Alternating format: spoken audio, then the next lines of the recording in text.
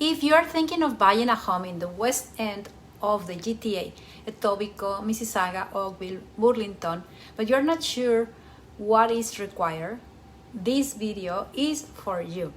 I'm going to list everything you need to buy a home in these areas. And at the end of this video, you'll have an actionable steps to take.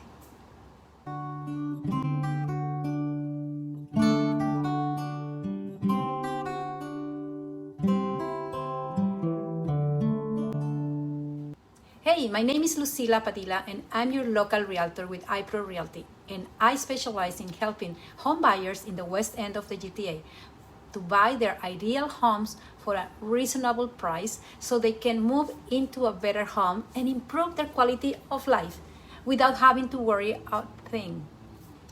And in today's video, I'm going to talk about what is required for a new home buyer to find and buy a home in the west end of the GTA. Before I get into the video, I want to share a story about a past client who had a terrible experience buying their first home. They didn't hire an expert local realtor to help them along their journey, and they didn't fully understand all of the steps required to buy a home. So the process was difficult and confusing, and it left them paying more for their home at a higher interest rate. If they follow the steps I'm about to share with you, they could have saved thousands of dollars.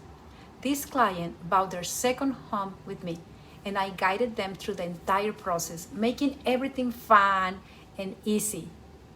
The moral of the story is you should work with a local expert realtor who can guide you through the process of buying your dream home for a reasonable price. All right, let's get into it. Here are the steps you need to buy a West End home. Number 1, save for down payment and other expenses.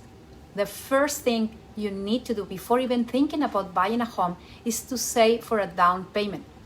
But what is a down payment? A down payment is money you have saved for your first home. Now, the general rule is the more money you save for your down payment, the easier it will be for you to get a mortgage, okay? So, how much do you need to save for a down payment in Canada? You want to save anywhere between 5 to 20% for your down payment. An incentive for putting down a larger down payment is not having to worry about paying the Canada Mortgage and Housing Corporation, CMHC, the mortgage default insurance. This is a fee you have to pay to protect your lender when your down payment is less than 20%. So, try to aim for 20% down. Number 2, save for closing costs. Closing costs can slip under the radar of many first-time home buyers. You will need to save an additional 1.5 to 5% on top of your selling price to cover these closing costs. Closing costs and legal administrative fees associated with buying a property. The reason you want to save for this additional cost is so your lender's pre-approval rating doesn't change. If you were pre-approved based on a savings of a certain amount for your down payment, but use some of this cash to cover closing costs, you are now left with less money than you initially had. Number 3, closing costs may include legal fees paid to closing lawyer for organizing your documents. Title insurance, this is a fee your lender may require to protect them in case ownership of the home comes into dispute. Default insurance, this is usually not necessary if your down payment is 20% or higher. You will also pay taxes on new home purchases, including HST and GST. This can be a very large additional fee, so it's important to save for it accordingly. Home inspections, these are not mandatory, but they are highly recommended as they can reveal underlying problems with the house. There are more payments that arise which you need to pay during the closing process. This includes property taxes and utility bills. Save an additional 1.5 to 5% of the sale price to pay for these fees. Prepare your finances. After saving your down payment and putting aside a good amount of money for closing costs, the next step is to get your finances in order and start talking to lenders. The first thing you want to do is check your credit score. There are a variety of websites to help determine your credit rating for free without affecting it. Credit ratings fall on a scale from 300 to 900, and generally speaking, the lower you are on that scale, the worse your chances of getting a loan are. Checking your credit is extremely important. If your credit score is low, take the opportunity to improve it before applying for a mortgage. Building your credit score is outside of the scope of this video, but one way to improve it is to make sure you don't carry a balance on any of your credit cards. Once your credit score is above average, the next step is getting documents in order. Your lender wants to know about your assets, income, and debt. With these items, they determine how safe it is to give you a loan, how much money they will loan you, and what interest rate to charge. So, have the following documents ready and in order before speaking to a loan officer: your driver license or government issue ID, your pay stubs, T4s, tax returns, bank statements, or any documents you can provide proving your employment. This is important if you are self-employed because the lender will really want to make sure your income is stable and reliable before giving you a loan. Proof of your down payment. This means bank statements and account balances. Also, if a friend or a relative contributes to your down payment, you will need a letter from them confirming the intention of the transfer. Information about other assets you may have.